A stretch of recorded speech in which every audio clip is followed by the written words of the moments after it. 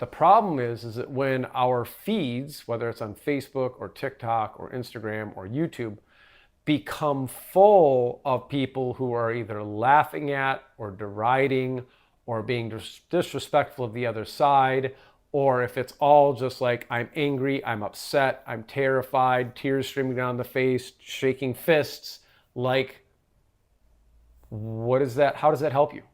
What good does it do you? Great, so you own the lib. Great, so you're outraged at the latest executive order. So what? What can you do with that? You can't do anything with it.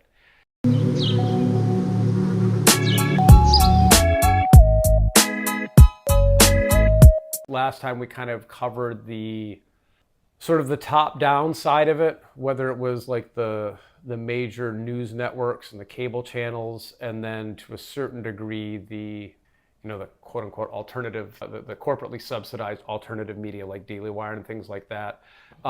We kind of covered that side and the way they have, for the purpose of keeping us divided and distracted, planted all those little poison pills throughout the American conversation. But I think like the next logical point, if we're going to just follow that thread, would be now the very organic sort of social media ecosystem of information.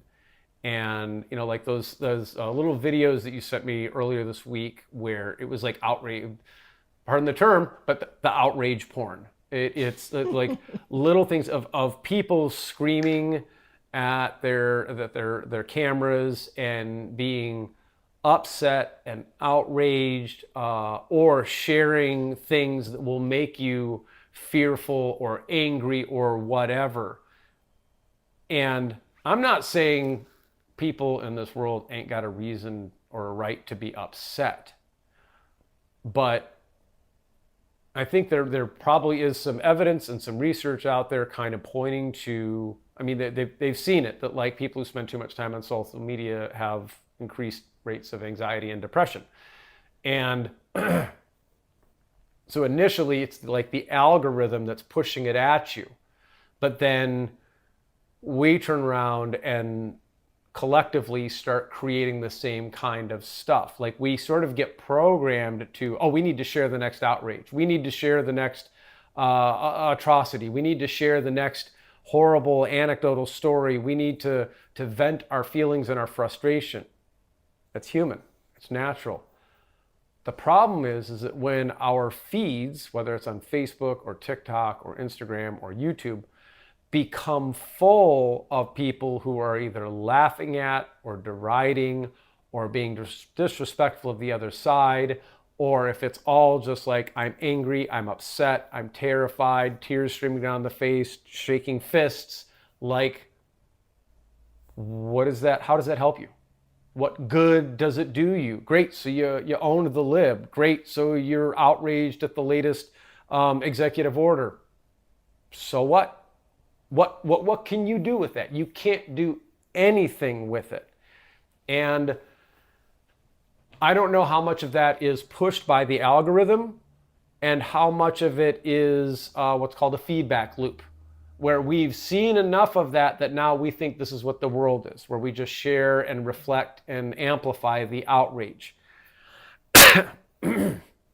And I made a conscious choice. I mean, I got off and basically deleted my Facebook. It was probably 15 years ago, because I was starting to see some things that made me concerned. But I have watched as the rise of the short videos, the little 60-second ones came up, that one, our attention span has fallen off a cliff.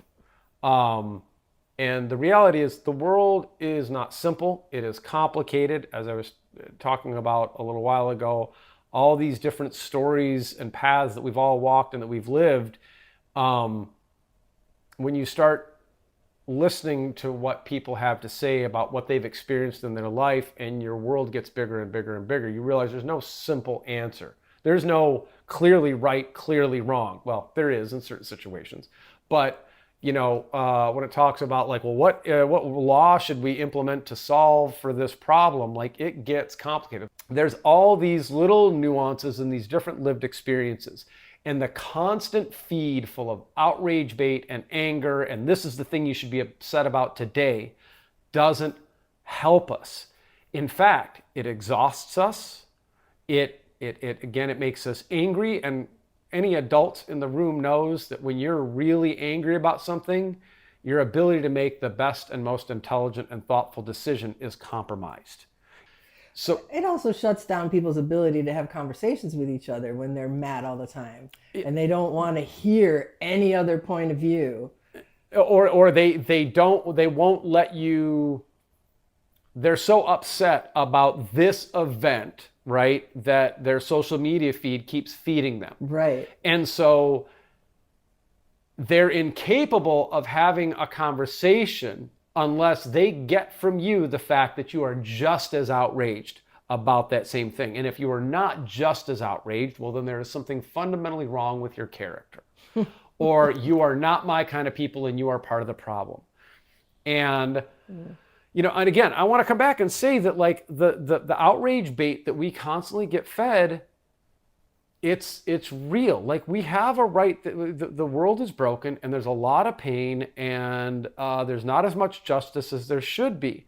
So that's why this stuff works, because it's not wrong. You're not wrong to be angry about kids in cages. You're not wrong to be angry about people trying to push a religion out of the world. Like, these things are, having your rights trampled. Like, you have a right to be unhappy about these things. The finer distinction I'm trying to make is that, and this is really about social media and what we consume, for the purpose of how do we get to the point where we can have better conversations. I started going on, sorry, I went on a tangent, everybody. I said I walked away from my Facebook, and I was on Twitter for a period of time back in like 2019, 2020 era. And I got away from that after a year or two because I also found that to be pretty toxic and not helpful. I kept seeing on all of these social media platforms that it was just, and pardon the term, a circle jerk of outrage, anger, and disgust.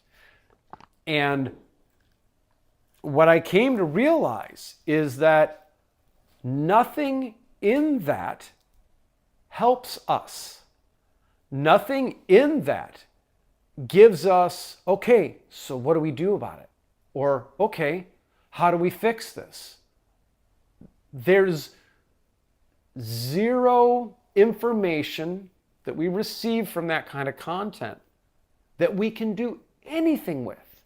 It promotes anger and hopelessness and intolerance, and that serves no purpose other than to divide us further, damage our mental health, which in turn damages our ability to make thoughtful, well-considered decisions in our personal lives. It compromises our time with family. I mean, I myself have some family members. I love them to death. They're smart, compassionate people, but they've consumed so much of that kind of media that when we gather as a family, that's the outrage is all they want to talk about. And in none of these conversations is anybody really sitting back and saying, well, how do we fix this? There was this really boring policy proposal that came out, and I think that might help some people. Those conversations don't happen. So,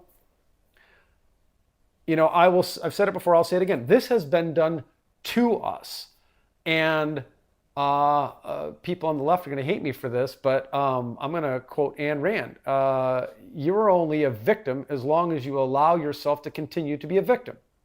And we as an entire society have willingly given our consent and participated in the victimizing and the destruction of our own capacity to have decent conversations with one another. We need to stop. And just using myself as an example, I reject, I will thumbs down, I will stay away from any content that one wants to demonize or oversimplify the reasons why I should be uncomfortable with or dislike another person or group of people, unless we're talking about politicians. We can all hate them together. And I gravitate towards and actively seek out any kind of thinkers, speakers, content creators that are giving me kind of a cool, level-headed, this is the history, these are the policies that were enacted, these were the players that were involved, this was their worldview, this is what they want to do, this is where we're at now, and these are the ideas that are out there in the world right now that could help us resolve these problems. If it doesn't fit broadly into that kind of description, I have zero interest in it. Let's pretend I'm a right-winger. Biden is an adult old fool and he's incompetent and he wants to destroy the country. Newsflash. Guess what? You guys have heard that for years and years and years and years. There's nothing new that you've learned there. And if you just want to sit around and laugh at an old man, well, I can't wait until you're an old man and we'll all laugh at you. And two, how does that fix anything? Owning the libs doesn't fix anything. And if you're on the left, like Trump is bad and what Trump does is bad, newsflash. Everybody who agrees with you has known that for years. You're not learning anything new. Learning one more way in which he makes you unhappy doesn't add a thing to the conversation.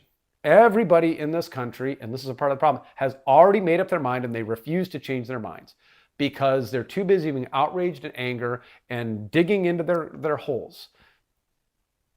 And as I have said, if you are not sick of that, if you are not exhausted with that, if you are not tired with that, and if you are not ready to say, cool, how do we fix it? How do we get out of it?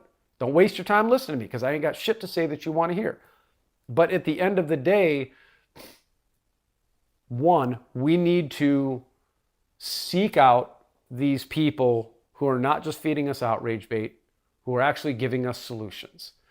We need to seek out and support and feed the algorithm to tell it, this is more of what I want in my feed. I don't want anger and hopelessness and division. I want solutions and hope. I don't want something to be afraid of or to be fearful of. I want something to be hopeful for, because we can do something with that. If there is an idea or a policy or a plan that makes life better for you, the people you love, and the country you're a part of, let's go. Let's go. And if you're not actively seeking out that kind of content, I'm not saying you ignore what's actually going on in the world and indulge in some kind of happy fantasy. But at the end of the day, the only way we get out of this is we start having better conversations. The only way we start having better conversations is to start rejecting the outrage machine and the algorithms. And only then do we have the information necessary to start having those conversations and working towards solutions.